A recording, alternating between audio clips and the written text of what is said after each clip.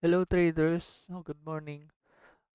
It's 6:21 a.m. So, chinek natin kung ano yung opening candle ng mga bawat setup natin. Kasi nga, nag-setup tayo nitong weekend. So, kung talagang aligned siya dun sa pupuntahan natin na pupuntahan niya na trades.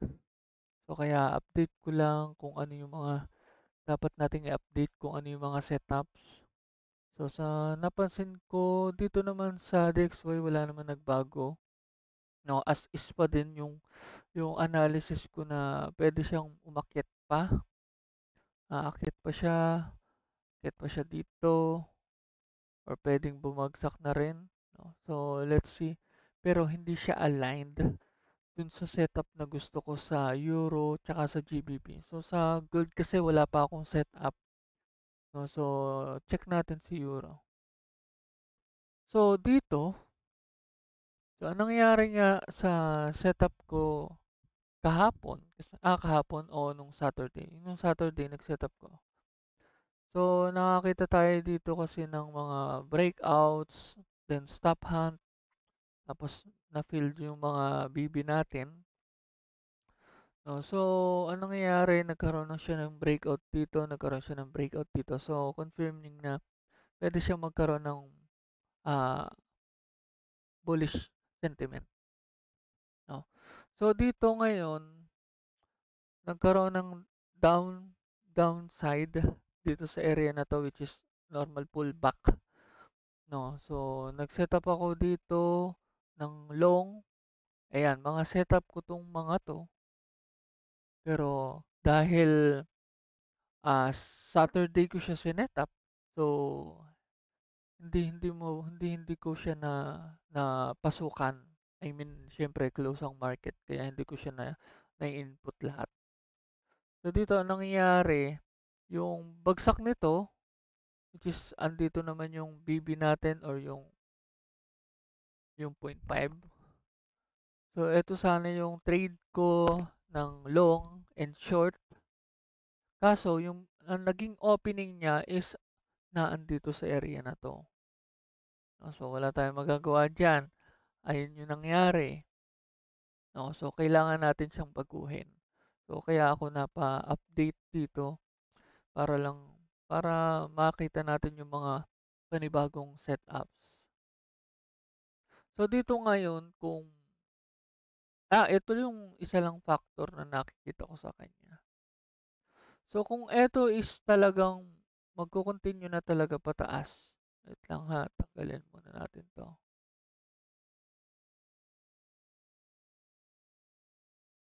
Yan, yan. So kung ito is magko-continue na talaga pataas, kung talagang confirming na talaga na siya ay tataas, nasa weekly tayo, no? So monthly, monthly ang analysis ko dito is aakyat muna siya, tapos tsaka niya ibabagsak dito kasi nga ang lakas ng ito ay isang malaking engulfing para sa akin. So kung pansinin niyo to, engulfing, bumagsak, engulfing, bumagsak. Ito engulfing pero ito inakyat niya to. Engulfing, umakyat siya dito. Engulfing, bumagsak. So kung susumahin natin, engulfing, ito bumagsak. So bali dalawa lang yung nag-counter dun sa engulfing natin. No, so dito, tignan natin kung etong engulfing na to is magko-continue siya pababa dito. No, kasi nga si DXY, bullish niya naman dito is, ang sentiment ko naman dito is bullish. Kumbaga aabutin niya pa to kaya yung mga other currency natin is pwedeng bumagsak kasi nga tagal rin ito nagko-consolidate dito sa area na to eh. Then meron pa tayo ditong unhealthy candlestick. So ang analysis analysis ko sa kanya in a swing or position setup is akit muna tapos tsaka niya ibabagsak. So kaya bi-weekly or by daily, ang ang ang sentiment ko sa kanya, or ang analysis ko sa kanya is bullish. So dito, simpleng ano lang, analysis lang. So sa bawat kandila, hindi pwedeng may iwan agad yung yung gap. So, ang nangyayari kasi ngayon is nagkaroon agad ng gap. So, bakit nagkakaroon agad ng gap? So, meaning, dito, malakas yung buyers or pwedeng dito na pumasok yung mga institution, dito na pumasok yung ah, mga hedge funder or basta mga institution, mga malalaki ang pera. Kasi nga, andito yung liquidity, nakuha na. So, humabol lang sila, pwedeng ganun ang nangyari, no? So, para maiwan yung mga ibang orders na naandito, para na sa ganun, ma-FOMO sila. So, sa akin, dito, para masabi mong maging healthy na ulit tong pagka-bullish nito, balikan niya lang itong area na to, kung saan siya nag-open. Kung saan ito nag-close. So, para lang hindi maiwan, babalikan niya lang yan, then saka siya magpupush ulit pataas. Yun lang. Ayun yung pinakasimpleng way. Tingin tayo dito ng mga ganong gap. Ayan, halimbawa, eto. Nagkaroon dito ng gap. Ito yung closing niya. Nag-open siya dito. So, nung nag-close siya, nag-open na yung bearish candlestick dito, nagkaroon pa rin ng pullback. Diba? Tingin pa tayo. Ito. Nagkaroon ng gap, closing candlestick ng bullish. Nag-open ulit. Bumagsak. So, nagkaroon pa rin ng pullback. Yan, ito yung magandang example kagaya nito. So, nung nag-close siya dito, nag-open dito. Same. Halos same siya dito, di ba? Nag-open siya dito. So, kailangan niya lang ng pullback. Balikan niya lang yung gap kung saan nag-open, kung saan nag-close. So, kaya ako sinabing pinakasimpleng way para lang makita yung pullback niya is dito. Ito yung pinaka-optimal niyang entry para dito sa euro. No, so, ayan yung pinaka-closing. Tingnan natin sa daily. So, yun. Kung saan lang siya dito nag-open, dun lang yung kukunin natin na trades. Yun. Pwedeng eto na yung, kasi nga eto, hindi natin to napasukan eh. Tingnan natin kung hanggang saan to. Kung buburahin na natin to, dito tayo kukuha ng trades. Dapat abutin ito kahit at least 50%.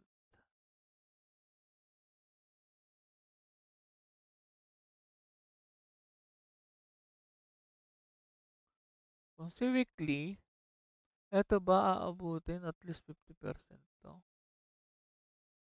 Pwede. Pwede hanggang dito siya. Ano ba ang aabutin nitong? Para lang hindi tayo ma-stop out. Kumbaga kasi nga for swing na rin kasi ito. Nasa weekly tayo eh. So hanggang dito siya. Interesting.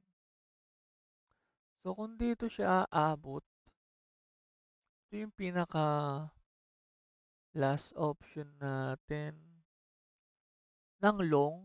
Ayun yung ito yung pinaka last ano natin, entry natin ng long. Kasi nga, ito yung pinaka-opening. So, sa pinaka-opening, dyan, tingnan natin si daily. Saan tong,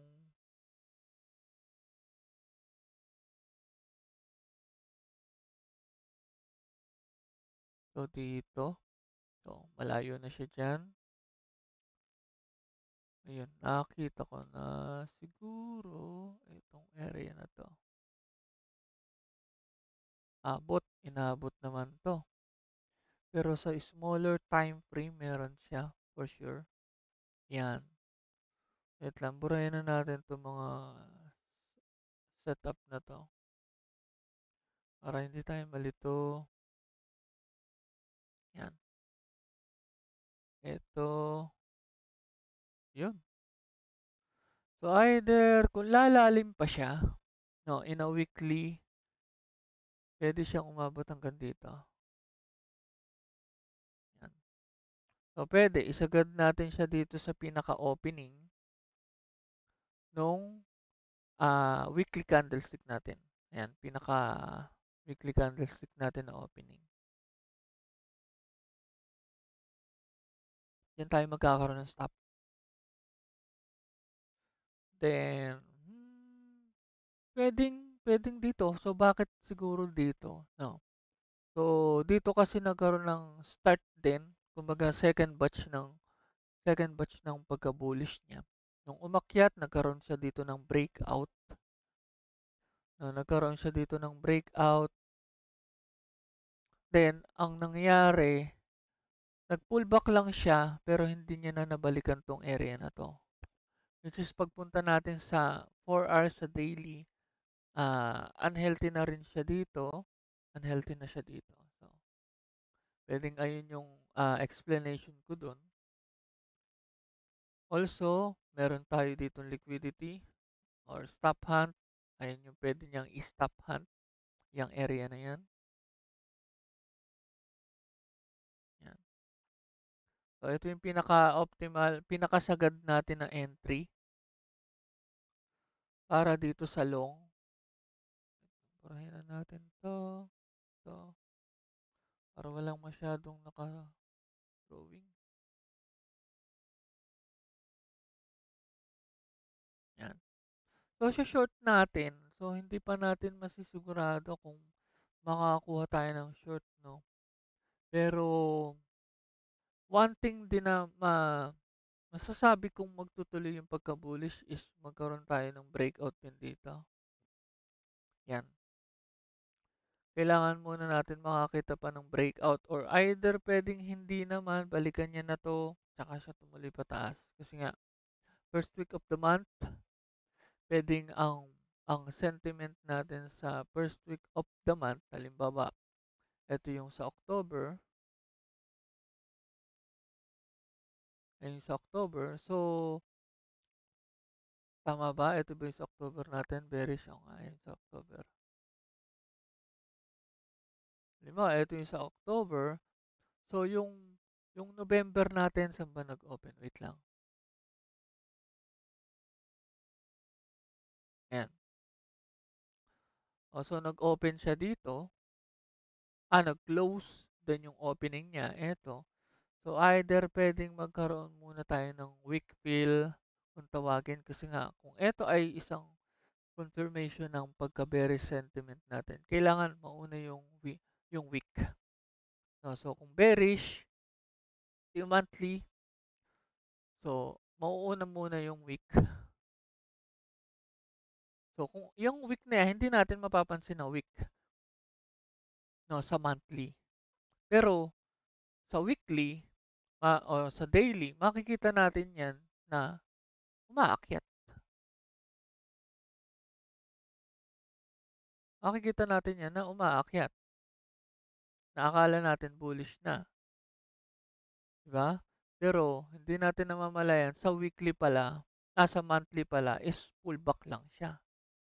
So, once na nabuo na yung bearish, yung pinaka-week niya sa monthly, ano na yung next? Kumbaga, first week pa lang. So, imagine niyo, ito pa lang yung first week na gagawin. Kaya tayo bullish sentiment ng weekly ngayon, additional confluence na din, nagkaroon na ng gap up dito. So, pinupush talaga nila pataasin. So, sa first week pa lang, paakyat na tayo. Ito yung first week natin. Ito yung second week natin. Either pwedeng second week, humina na siya. No, pwedeng second week, humina na siya. Then, third week natin, isang malaking bearish. So, ganyan yung sa weekly natin. Example lang to ha. Ito yung sa weekly natin. Ano ba? Yan. Ito yung sa monthly. So, kung ito, yung third week natin, halimbawa, bullish na siya. So, akala akyat pa. So, bigla nag-dump. So, bakit? So, kasi nga, yung sa monthly natin is kumuha lang siya ng week.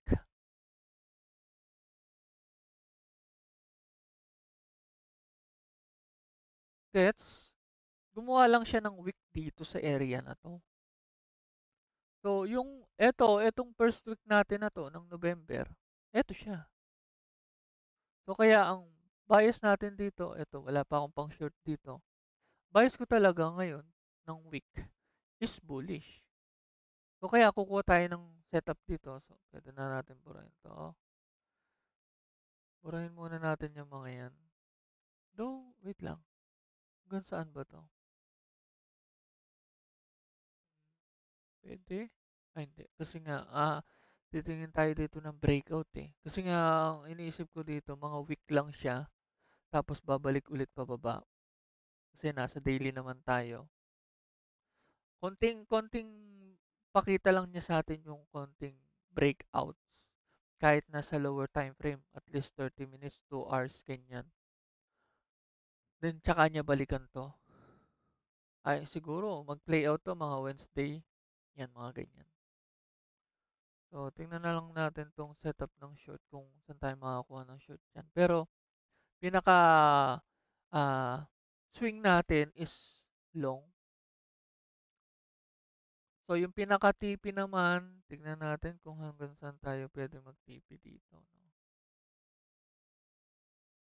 Yeah, eto, meron na tayong entry, meron na rin tayong stop loss.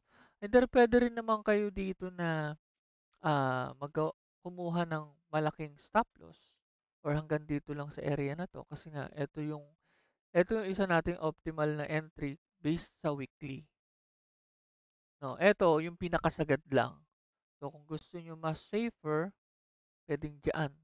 So pero once na nagtaas kayo ng stop loss niyo, magbababa rin kayo ng risk niyo.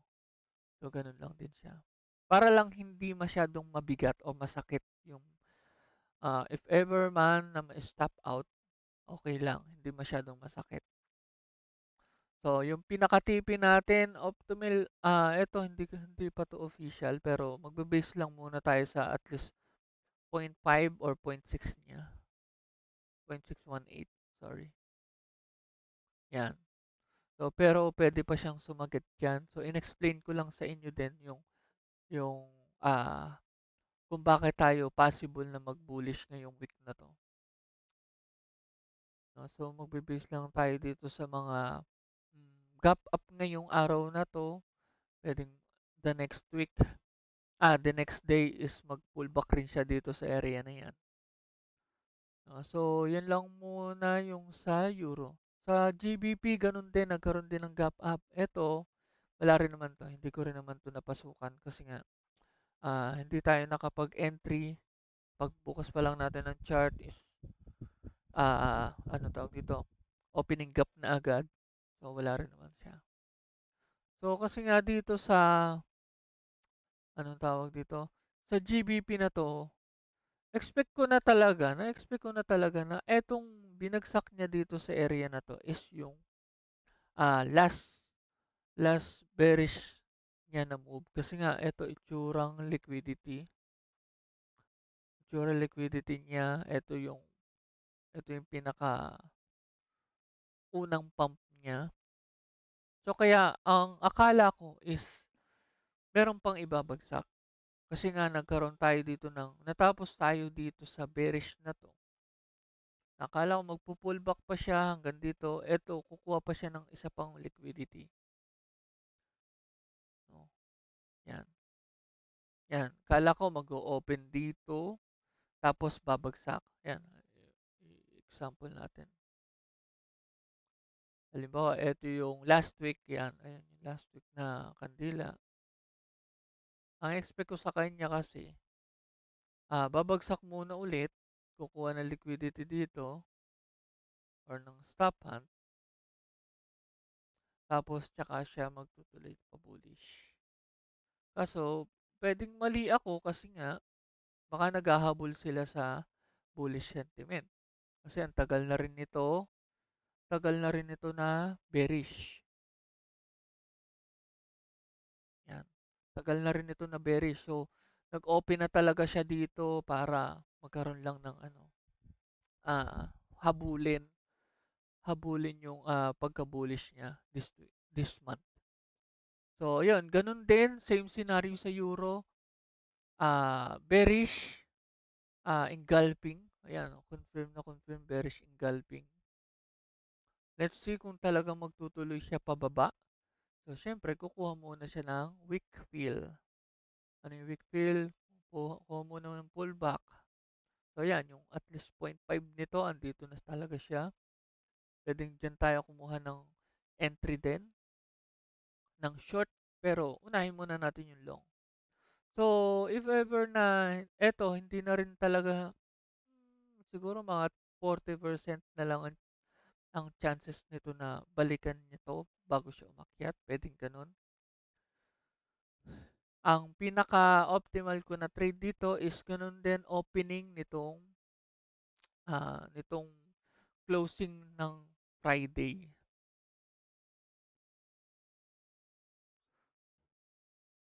Itong closing ng Friday. So, medyo malaki na yung gap niya dito kaya I'm sure na pwede niyang balikan to. Kukuha ako ng long dito sa area na to. Tingnan lang natin kung anong hanggang saan pa yung pwede niya ibagsak. Ito naman yung pinaka-opening. So, pwede rin kasi siyang sumagad dyan.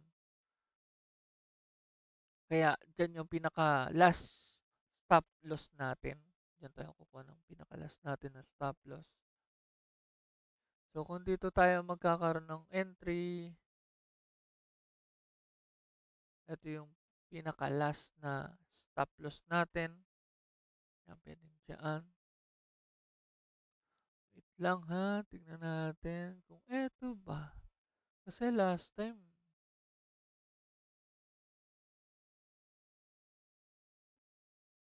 dyan,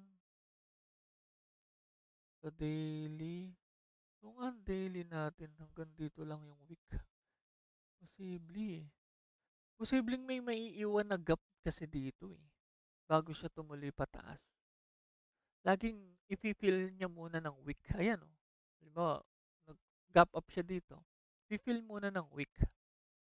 So same din dito. Alam nga naman na sobrang laki ng pagka-bearish natin dito, guys. 'Di ba? Parang sobrang manipulated na. Paano mo nasabi manipulated? Binili nila dito para ma-FOMO ang tao. Tapos iba-buyback lang nila, kumbaga ise-sell lang nila para umabot ulit hanggang dito. Sobrang manipulated niya. So, dito, ayun lang yung pinaka-optimal ko na entry. Kasi nga, pinag-iisipan ko rin isang trade is etong area ng 50% nito. Yan. Pwede rin kasi ako mag-long dito. Kaso nga, iniisip ko ah, yung gap. Yun lang naman yung iniisip ko, yung pinaka-gap niya. Na at least balikan nyo itong pinaka-closing niya dito bago siya tumuloy pataas. So, dito, pwedeng, nasa daily tayo, pwedeng dito, bearish, next, bearish, tapos magkakaroon ng week, tsaka siya aakyat. Pwedeng ganun eh. Sa weekly yung pinag-uusapan natin eh. Yan. Ito yung sinasabi ko sa weekly. Na kaya ako duda na pwedeng yung 50% lang nito, tsaka siya umakyat. No, kasi nga dito, bearish na tayo, kunin natin tong 50% nito. Para lang masabing healthy yung pagka-pullback niya dito. Ayun yung 50%.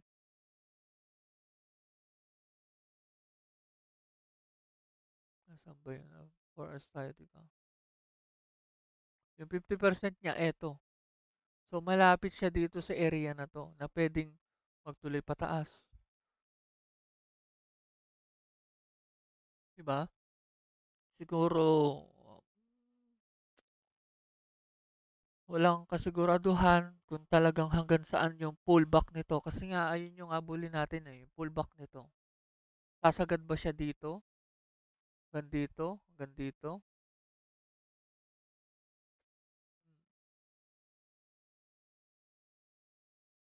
Yung 2 hours, yung pinaka... Burahin ko nga muna to.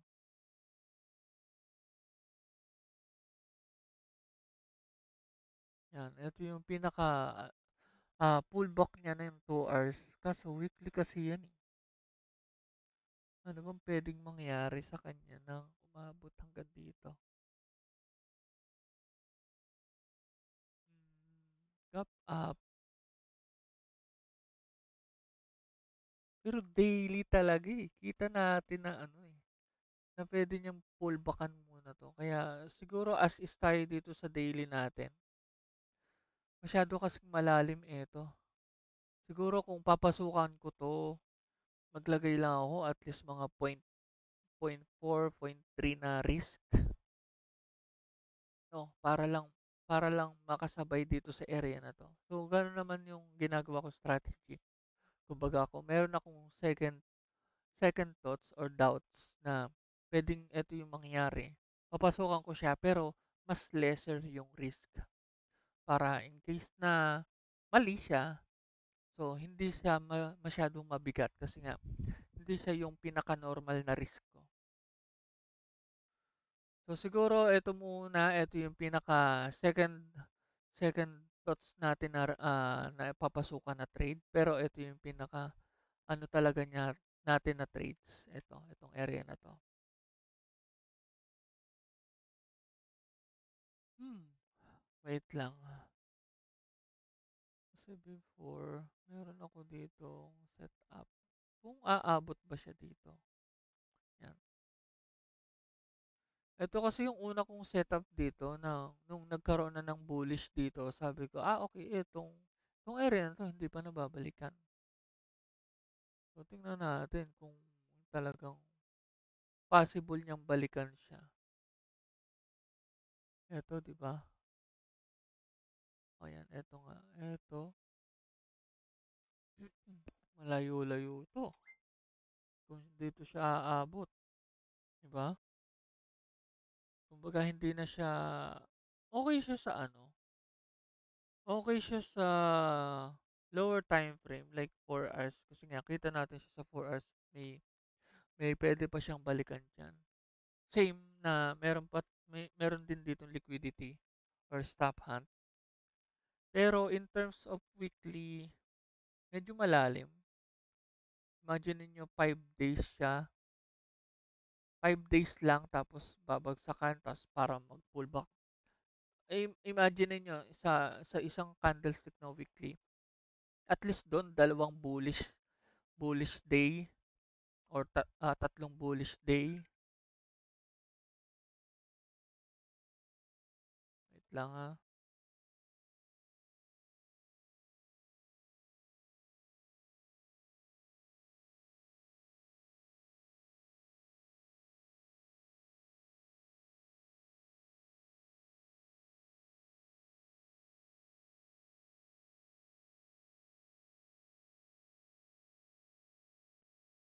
Ayan. Yan, halimbawa dito, sa isang weekly na candlestick, imagine niyo tatlong bullish day, dalawang bearish.